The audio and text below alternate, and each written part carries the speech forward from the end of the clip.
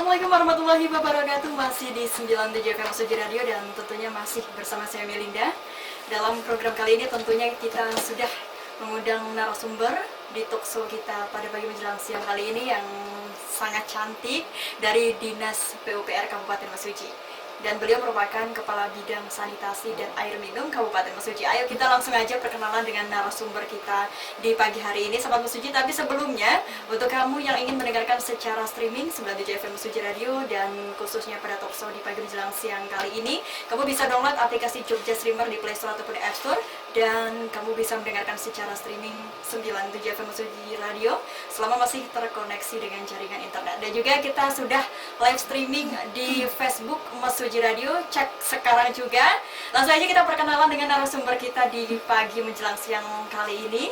Ada Kabid Sanitasi dan Air Minum Dinas PUPR Kabupaten Mesuji. Ya Bu, bisa diperkenalkan diri dan mungkin jabatannya di Dinas PUPR, juga alamat lengkapnya, biar masyarakat Kabupaten Mesuji semua tahu nih, yang lagi nonton live kita di rumah. Terima kasih Mbak Melinda. Perkenalkan, nama saya Rahmi Pratiwi, jabatan saya selaku Kepala Bidang Sanitasi dan Air Minum Dinas Pekerjaan Umum dan Penataan Ruang Kabupaten Mesuji. Alamat saya di Wiralaga Mulia, dekat dengan Komplek Pemda. Oke. Ibu bawa siapa ini, Bu? Iya, pada hari ini saya ditemani oleh staf saya oleh cantik. ibu yang cantik dan Iya. juga murah senyum. Iya, Karena iya, dari iya. tadi ibunya itu sumringah banget gitu. Halo Mbak Melinda. Halo Ibu.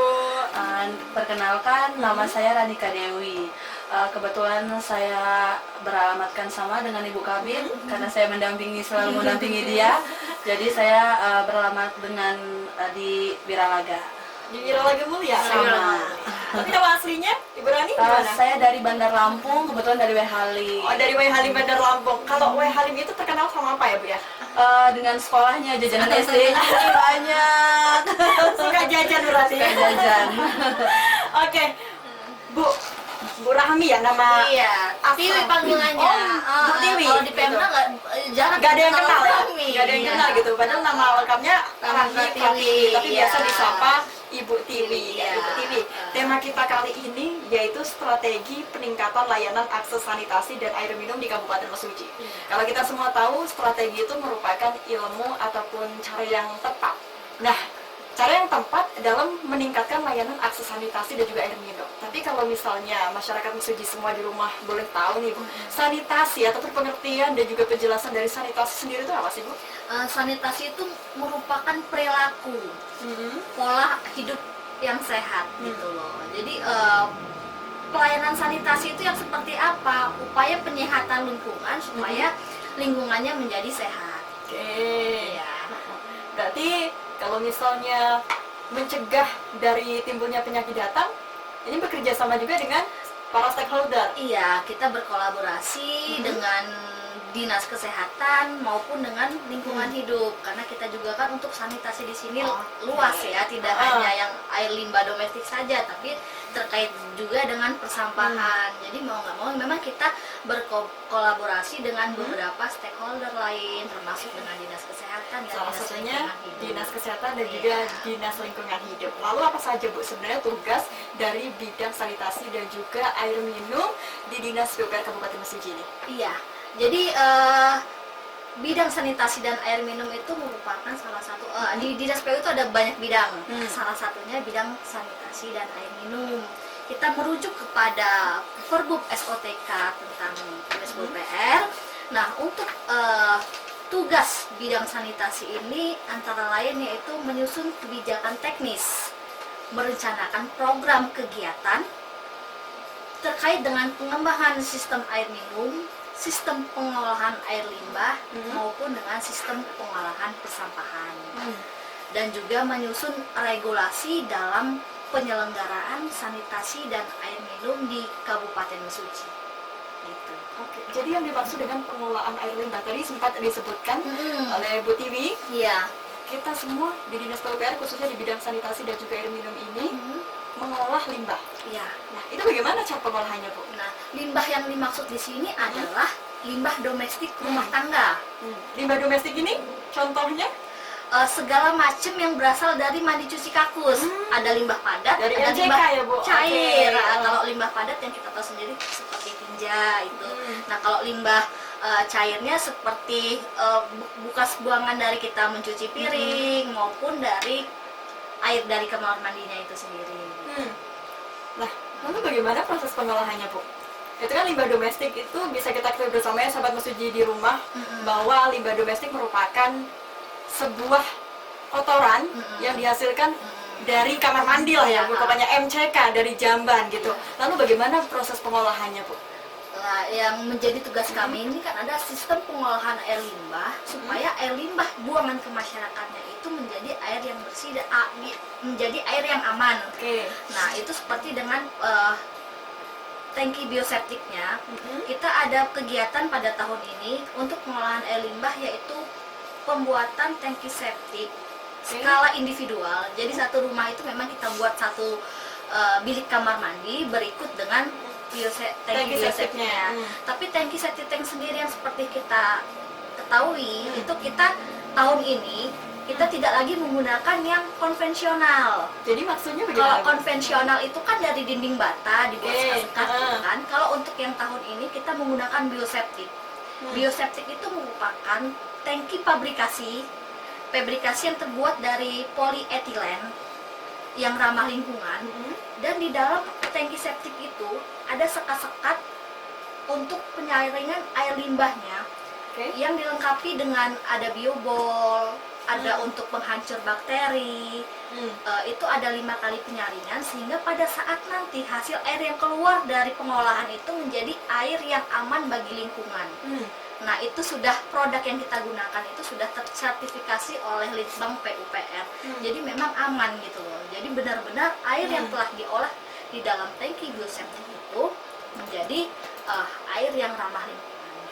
Tidak Apakah program ini sudah berjalan, Bu? Berarti program ini merupakan program dari Dinas Sanitasi dan Air Minum, bukan?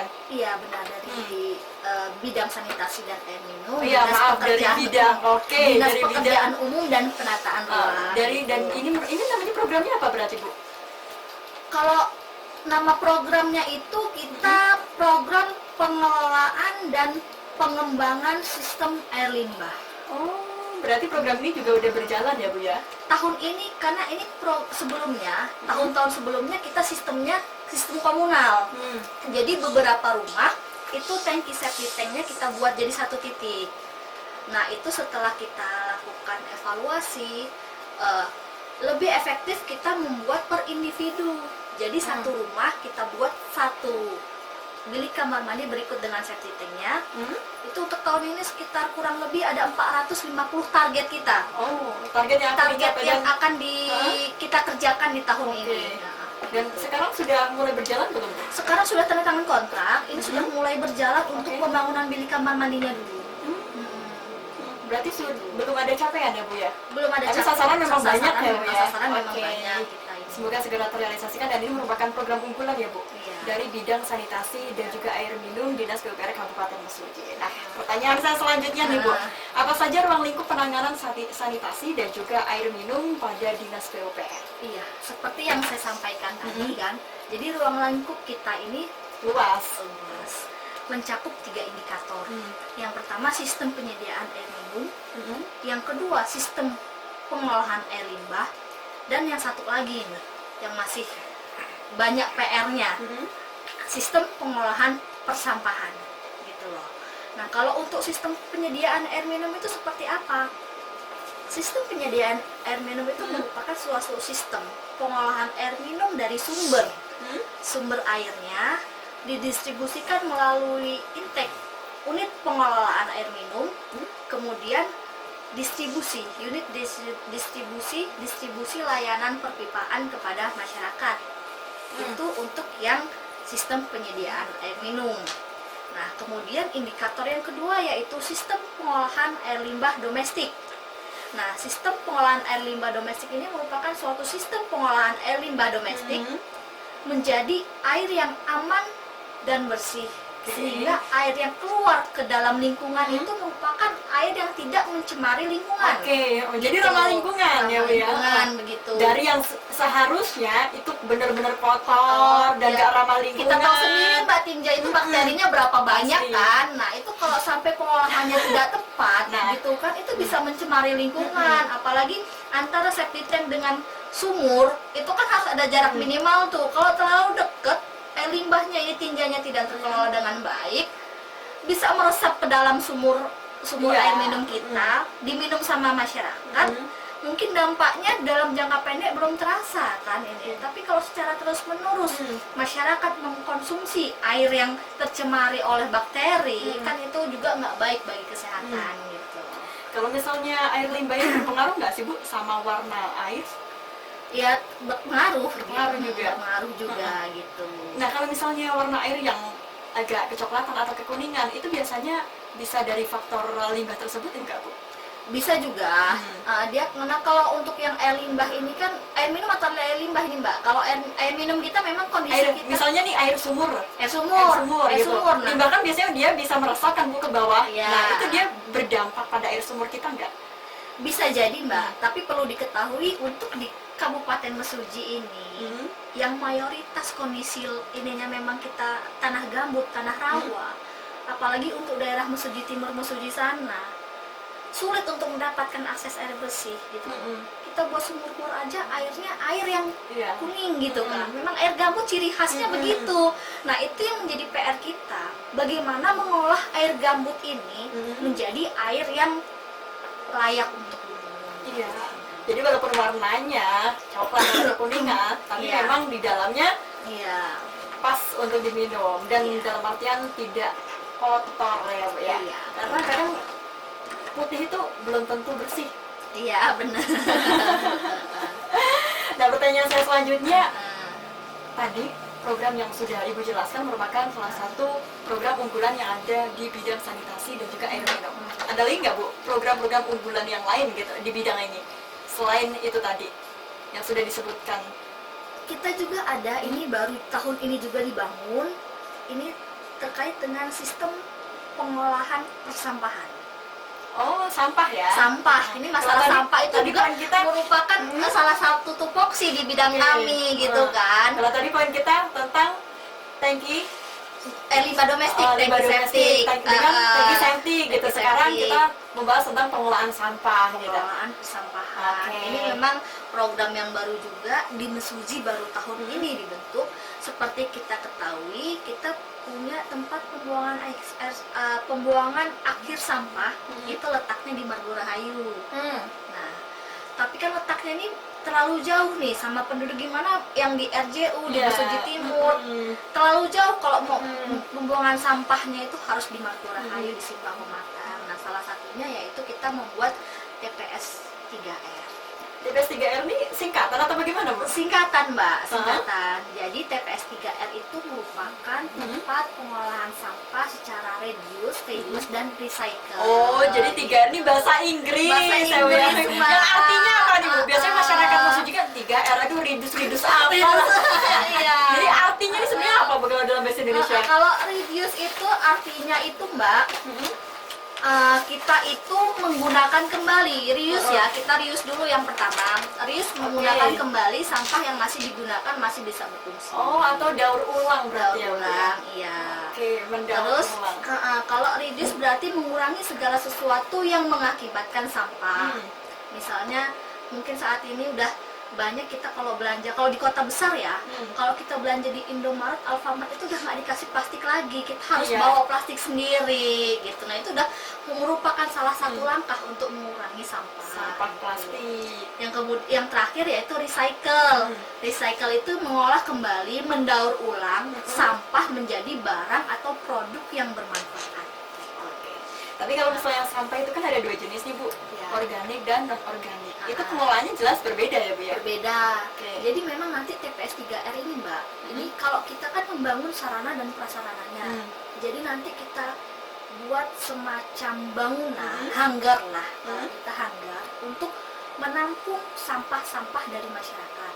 Nanti kita lengkapi juga di situ ada pengadaan kotak sampah yang memang sudah dipilah antara Antara organik dan non-organik. Nah itu tuh nanti pengangkutannya kita sediakan juga Hmm. motor sampah. Oke. Motor sampah untuk mengangkut dari rumah-rumah menuju Oh. ke TPS 3R itu. Oh, berarti sistemnya jemput bola juga ya Bu ya? Juga. Oke. Nah, terus di dalam TPS 3R itu juga itu banyak alat-alat, Mbak. Ada alat-alat pemilah, pencacah, penyaring segala macamnya. Jadi yang organik ya, yang organik yang sampah seperti daun, sisa makanan Oke. dari daun itu bisa diolah menjadi pupuk kompos. Hmm. Ini kan kalau diolah bisa jadi produk nilai ekonomis nih, Ya. bisa dijual kan. Nah yang organik lainnya seperti plastik segala macam itu kan kalau dijual kepada pengepul rongsokan itu kan jadi nilai ekonomis juga gitu Mbak. Ininya. Tapi kalau misalnya di sini Bu, kalau misalnya ada sampah yang memang sudah tidak bisa didaur ulang, Itu berarti- namanya residu Mbak. Residu. Residu itu sampah yang sudah tidak bisa didaur ulang. Nah, Jadi, sampah-sampah inilah yang akan kita buang di dalam tempat pembuangan air sampah kita di Margo Rahayu itu Mbak. Oh, berarti semua sampah yang memang sudah tidak bisa didaur ulang atau yang disebut dari Residu. residu, Ya. itu semua ditumpahkan di Margo Rahayu. Margo Rahayu gitu. Itu kan supaya kita juga kan kapasitas menampung sampah di Margo Rahayu ini kan ada batasannya Mbak. Nah PR kita juga supaya gimana sih sampah ini kita pilah yang masih kita bisa olah kita olah supaya yang sisa yang memang tidak olah itu kan semakin sedikit gitu loh yang masuk ke dalam TPA Margo Rahayu. Oke, itu merupakan beberapa pendekatan dari 3R ini ya Bu ya. 3R. Reduce, Reuse, dan Reduce, Recycle. Reuse, dan Recycle. Berarti nantinya Reuse dan Recycle ditaruh mana nih Bu? Sampahnya. Karena kalau di Margo Rahayu itu kan pembuangan yang memang tidak bisa Di situ didaur ulang. juga, Di situ di situ juga. juga. Berarti ada tempatnya khusus. Tempatnya khusus. Oke, berarti juga kerjasama dengan. Oke, jangan dijawab dulu karena Iya. kita akan jeda setelah iklan berikut ini. Oke. Kami di 97 FM Suji Radio masih bersama saya Melinda dan juga narasumber kita di siang hari ini, Kepala Bidang yang sangat cantik jelita, senyumnya manis dan juga sumringah, ada Ibu Rahmi Pratiwi. Beliau merupakan Kepala Bidang Sanitasi dan juga Air Minum Dinas PUPR Kabupaten Mesuji. Oke Bu, tadi kan kita sudah membahas tentang 3R. Reduce, ya Bu, kelihatan banget kalau orang Jawa ya, reduce gitu.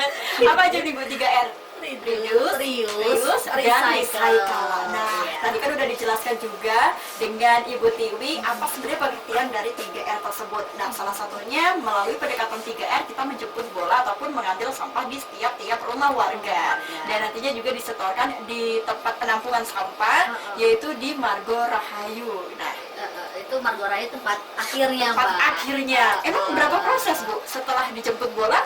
Prosesnya kemana Kita lagi? masuk ke TPS 3R dulu. Oh, TPS Dari 3R rumah dulu. warga Oke. dikumpulkan di TPS 3R. TPS 3R yang masih bisa diolah kita olah. Yang memang sampah nggak bisa diolah lagi, yang jadi hasilnya residu tadi, Nah, itu yang baru kita buang ke tempat akhir. di Oke. Margo Rahayu. Nanti berarti dibakar atau di mana Bu prosesnya? Enggak. Kita malah kalau dibakar itu malah nggak ini kan gitu loh. Jadi yang tadi itu kalau yang seperti organik itu bisa dijadikan pupuk kompos. Yang anorganik itu kita bisa seperti kita daur ulang seperti botol minum plastik segala macam. Bisa, Itu kan dari bisa tersebut, didaur dari, juga. Iya gitu. Sampah-sampah non organik yang tidak bisa didaur ulang. Mm-mm. Tapi bisa didaur ulang jadi botol-botol kan Bu? Iya, makanya itu kita olah lagi gitu loh. Nah, sebelum kita buang yang kalau memang sudah yang tidak bisa baru kita buang di TPK di Margo Rahayu Itu buangnya nanti diapakan Bu? Di sana memang ada tidak ya udah nggak bisa lagi diolah, makanya kita tampung di sana gitu loh. Itu nggak ada dampak yang membahayakan untuk Enggak, itu kan kesehatan jadi di sana itu TPA itu dia dilapisi oleh plastik fiber sekeliling luas seperti lapangan bola itu Mbak. Jadi supaya apa? Air hujan kena air sampahnya itu dia tidak mencemari yang di sekitarnya. gitu. Jadi nggak mudah jepit-jepit buat masuk ke dalamnya. Dan walaupun sampah, tapi di situ nggak ada namanya sampah kotor gitu ya Bu ya. Tetap bersih. Misalnya plastik ya udah plastik aja bersih gitu ya Bu. Baru nanti diamankan ke penampungan. Nah kita kembali lagi membahas tentang strategi peningkatan layanan akses sanitasi dan air minum di Dinas PUPR Kabupaten Mesuji. Lalu apa saja Bu kendala yang dihadapi saat ini dalam penuntasan 100% akses sanitasi dan juga air minum di Kabupaten Mesuji? Ya, kita berbicara dulu yang masalah ini ada dua sisi, ada air minum sama ada yang sanitasi. Oke. Kalau yang air minumnya ini kendalanya karena memang kondisi alam di Kabupaten Mesuji. Oke lah, untuk daerah-daerah darat seperti Tanjung Raya, Pancajaya, Simpang Matang, West Sedang itu tidak bermasalah soal ininya. Nah, bagaimana dengan air minum untuk wilayah Mesuji Timur dan Rawajiri Utara yang memang di sana itu daerahnya rawa gitu. Kita beberapa kali Pamsimas yang sudah dibangun pun itu banyak yang belum dioptimalkan penggunaannya karena memang bukan masalah masyarakatnya yang tidak menggunakan, tapi memang kualitas dari airnya sendiri gitu, air sumber bornya sendiri itu yang memang air gambut gitu loh. Iya, namanya air Air gambut ya, gimana gitu, lagi ya, Bu, ya? warnanya kuning. Nah, itu sehingga itulah yang perlu kita olah gitu loh. Kita olah menjadi air yang bersih, layak minum, Layak gitu. layak pakai, layak minum, dikonsumsi. layak Oke. konsumsi. Nah, tapi kalau misalnya bau itu biasanya sebab dari apa, Bu? Atau dari tanahnya juga ya? Ya karena kondisinya situ tadi, karena payau kan kita ini udah bisa Benar. itu juga gitu. Jadi ketika dimasak juga airnya diminum kerasa juga sampai tenggorokan. Nah ini yang kita mau kaji kan, kita mau kaji, kita udah beberapa kali kita konsultasi ke Balai Teknologi Air Minum ya. Nah memang ada teknologi terbaru nih, pengolahan air gambut menjadi air minum. Nah ini dalam waktu yang gak lama juga kita mau studi banding nih ke Bandung gitu kan. Nah karena kondisinya existingnya itu sama dengan apa yang terjadi di tempat kita gitu loh. Oke. Benar-benar sama ya, Bu ya? Benar-benar sama. Nah kalau untuk air minum yang di wilayah daerah seperti West Sedang contohnya di Bukoposo. Di Bukoposo itu kita punya SPAM IKK, sistem penyediaan air minum ibu kota kecamatan. Itu malah cakupannya pelanggannya yang menyalurkan air dari sumber kita itu udah hampir 1.500 rumah 1.500 rumah. yang di SPAM IKK kita. Jadi kita punya SPAM IKK ada di beberapa desa, Mbak, di beberapa Lokasi titik. di mana aja, Bu? Ada di Bukoposo, di Simpang Matang ada, tapi di Simpang Matang lagi perbaikan. Di Bukti Jaya di Benil sini ada. Di Sungai Badak, Tanjung Menang dan Gunung Tiga. Berarti ada kurang lebih 6 titik. Ada 6 titik. Oke. Kalau di Bukoposo itu udah berjalan, Mbak. Dia malah layanannya dari pagi, dari jam 7 pagi sampai jam 5 sore itu hidup terus. Berarti yang sudah berjalan Di Bukoposo itu udah 100% berjalan. hanya Di Tanjung Bukoposo Menang saja atau ada kalau di Tanjung Menang ada di lain? Tanjung Menang. Di Tanjung Menang itu layanannya cuma pagi dihidupin 2 jam, Oke. sore dihidupin 2 jam. Kenapa beda-beda, Bu? Ya karena kan karena kalau yang di Bukoposo itu sudah 1.500 pelanggan. Sudah banyak Sudah pelanggan. banyak Berarti pelanggan. semua tergantung dengan pelanggannya juga ya, Bu, ya? Pelanggannya juga. Terus kalau yang di Tanjung Menang kan kita kalau nggak salah itu data terakhir baru 200 rumah yang tersalurkan. Begitu juga dengan Gunung Tiga. Jadi di Gunung Tiga itu ada SPAM IKK kita juga, Mbak. SPAM IKK-nya itu dengan sistem pengolahannya aerasi. Itu sumur bor kita yang di Gunung Tiga itu dialirkan menuju reservoir kita yang di Bandar Anom untuk mengaliri yang di Bandar Anom sendiri sampai dengan ke Pangmunjaya, termasuk Puskesmas Pangmunjaya. Kemarin terakhir nyambung dari kita juga gitu. Nah itu jadi kalau yang untuk SPAM di Gunung Tiga itu melayani 3 desa. Desa Gunung Tiga sendiri, Bandar Anom dan Pangmunjaya. Oke. Itu juga baru sempat off berapa lama kan, alhamdulillah sekarang sudah beroperasi juga. Itu setiap hari hidup, tapi cuma jam pagi dan jam sore aja. Oke. Gitu. Sebentar, Bu, saya mau tanya terkait dengan SPAM ataupun sistem penyediaan air minum ini. Nah, itu kan ada di 6 titik ya, Bu ya. Salah satunya Bukoposo dan juga Tanjung Menang. Nah, itu berarti ada timnya nggak, Bu? Tim khusus untuk mengelola atau dari desa, dari mana? Iya, jadi kita ada operator SPAM. Operator penggerak. Oke. Operator SPAM itu memang tenaga harian lepas di Dinas PUPR yang memang mereka secara keahlian memang sudah pernah kita latihkan, kita khususkan untuk fokus di dalam hal tersebut. Itu ada operator mechanical electricalnya, jadi yang bertugas untuk hidupin, matiin mesin dan pemeliharaannya pun mereka juga gitu. Oke, itu pengelolaannya seperti apa, Bu? Macam-macam tipenya Mbak. Kalau yang di Buko Poso karena airnya juga memang kualitas mutunya sudah bagus, itu tidak ada pengolahan apa-apa. Jadi dari sumur bor langsung masuk reservoir, langsung dikirimkan ke rumah-rumah warga. Nah kalau yang seperti di Gunung Tiga itu aerasi, dia itu kayak sistem air terjun dari sumbernya Dari sumber ditekan ke atas, gitu kan dia ada ininya Mbak, ada kayak air terjun, ada air ininya kan. Terus setelah itu ada sekat-sekat penyaringan, sekat-sekat penyaringan itu ada batu-batunya segala macam yang untuk menyaring yang memang zat-zat yang memang harus tidak Nah, dalam proses itu menggunakan awas gitu nggak sih, Bu? Nah itu kalau itu sistemnya beda, itu sistem water treatment plant yang di di si Mukti Jaya sini. Nah kalau Mukti Jaya itu kita water treatment plant itu menggunakan alum sama soda ya, alum sama soda. Ada pengolahannya gitu loh. Karena kalau yang lain itu kan sumbernya dari sumur bor. Tapi kalau yang di Mukti Jaya ini sumbernya dari Sungai Benil, Bendungan Benil itu itu kan. Nah, itu di dalam pengolahannya itu ada beberapa tahapan yang memang secara ada laboratoriumnya juga kita di sana. Jadi dalam kapasitas berapa kubik air itu harus kita semprotkan alum soda berapa banyak gitu loh. Nah, itu terjadi pengendapannya itu yang dibuang melalui ada seperti tabung-tabung yang bersih kita masukkan ke dalam reservoir. Kalau yang pakai bahan kimia itu ada di spam kita yang di Mukti Jaya. Nah itu Mukti Jaya sekarang dalam tahap, karena kemarin banyak PR kita kan ya, masih banyak kerusakan untuk unit pengolahannya kita sudah benar. Nah sekarang kita lagi fokus ke unit distribusi ke sambungan rumah ke warga-warganya, karena masih banyak pipa-pipa yang kita yang jebol, pipa-pipa yang kita yang rusak. Nah itu kita masih dalam tahap perbaikan jaringan itu. Nah, terkait dengan program air minum ini, Bu, kita kan dari tadi sudah membahas tentang air minum dan juga limbah domestik. Dan yang sudah Ibu sampaikan tadi merupakan poin dari air minum. Ini ada nama programnya sendiri nggak, Bu?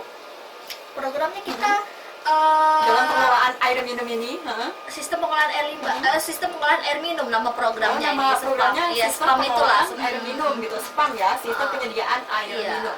Terus di tahun ini pun kita ada seperti yang kita tahu bersama, ada program Pamsimas. Itu apa, Bu? Program Pamsimas? Pamsimas, penyediaan air minum juga. Ini merupakan program dari pusat yang tahun ini sudah selesai. Nah, ini kan pasca Pamsimas ini masih banyak idle capacity. Idle capacity itu kemampuan dari air ini untuk menyalurkan lagi ke masyarakat. Nah, tahun ini kita kembangkan melalui perluasan jaringan perpipaan. Jadi kita nggak bangun sumur bor lagi. Kita cuma menambahi jaringan perpipaannya ke rumah-rumah warga, karena idle capacity-nya, kemampuan air untuk disalurkan ke masyarakatnya itu masih ada. Maka kita buat perluasan jaringan perpipaan. Tahun ini ada 19 desa kita, Mbak.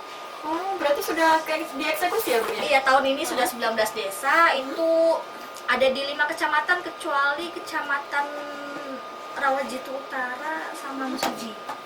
Kenapa dua? Karena ini kan kita kecamatan tersebut? dana dak nih, dana dak.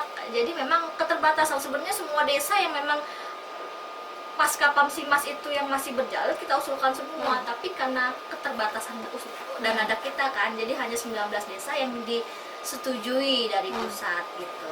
Oke, terkait dengan program yang ada di bidang sanitasi dan juga air minum Dinas PUPR Kabupaten Mesuji ini, poin pertama yaitu air minum dan poin selanjutnya merupakan limbah domestik. Kalau tadi kita sudah membahas tentang poin air minum ya, Bu ya, yang sudah dijelaskan oleh Kepala Bidang Sanitasi dan juga Air Minum Dinas PUPR Kabupaten Mesuji, Ibu Rahmi Pratiwi STMT.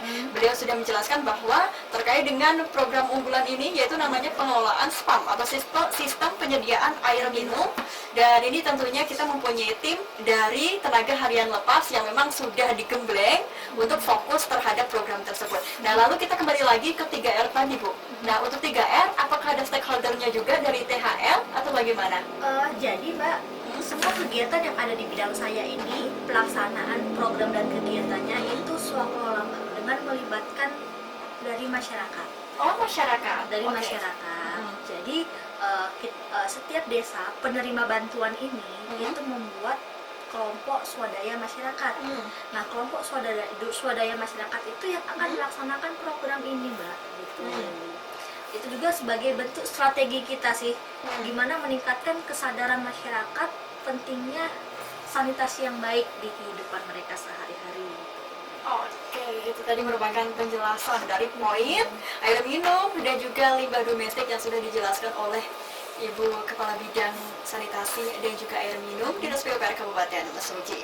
Nah, ini merupakan pertanyaan saya yang terakhir, Bu.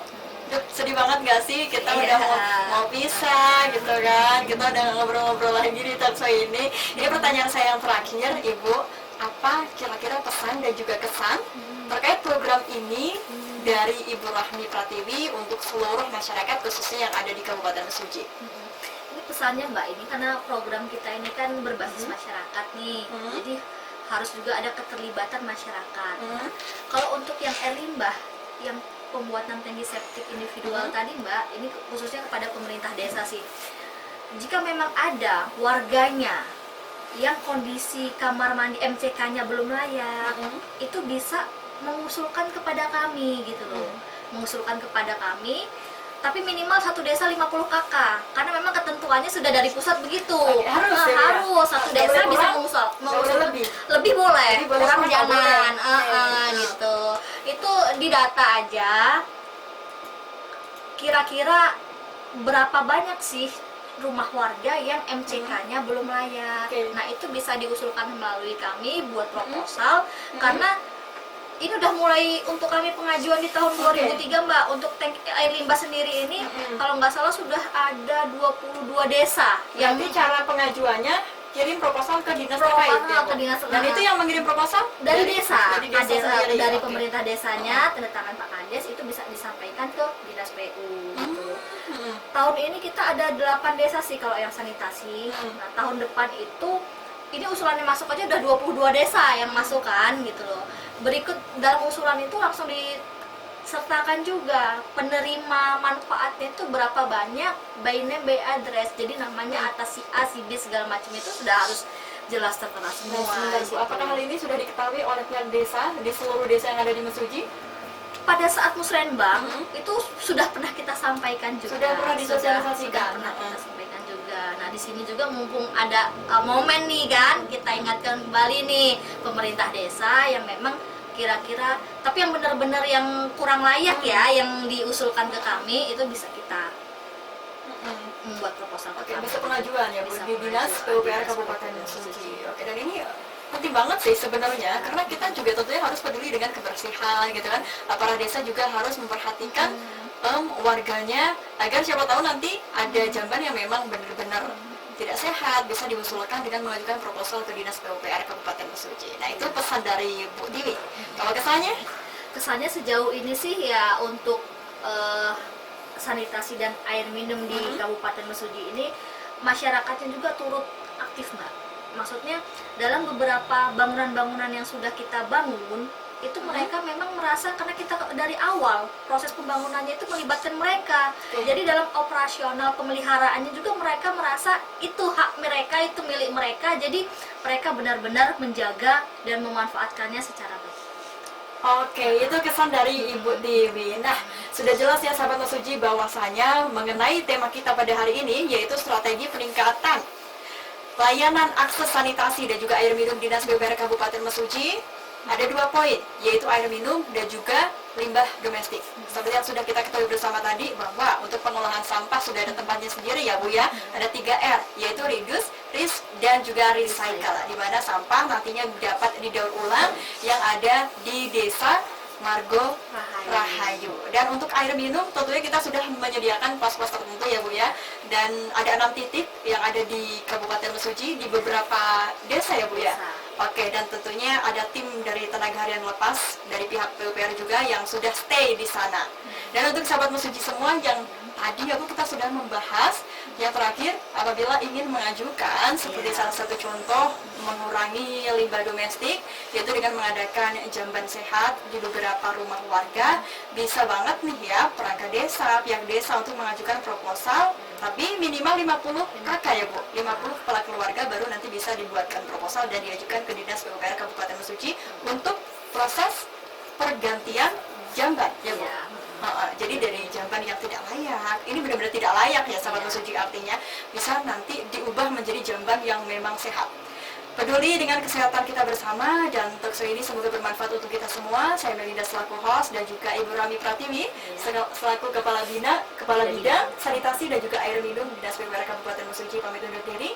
Terima kasih. Wassalamualaikum warahmatullahi wabarakatuh. Lambaikan tangannya.